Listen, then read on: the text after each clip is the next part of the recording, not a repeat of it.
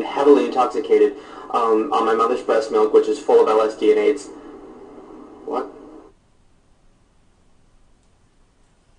Hi, Shane Dawson. I'm responding to your video, EMO MYSPACE picture in kindergarten.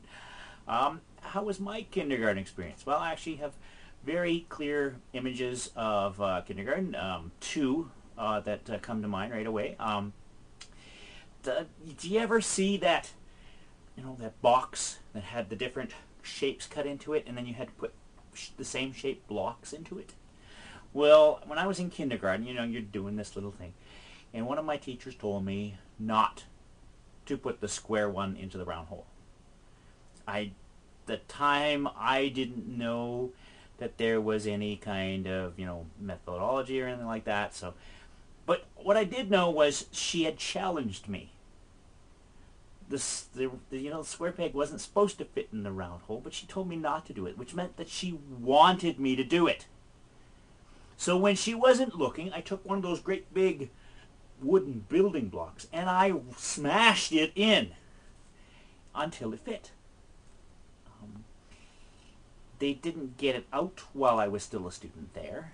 And needless to say, despite my active ingeniousness, my teacher was not impressed. She was actually quite PO'd. But I still did it, and I'm quite proud of that. Another thing that happened, and I don't remember the girl's name, it was a few years ago, but this young girl that I went to school with, which isn't creepy because I was a young boy at the time, we had this puppet theater. It was a wooden one, and it had a fold-in sides, which we did puppet theaters every once in a while. She decided to close these little sides, so it was completely flat, at which point this plywood theater fell on my shoulder.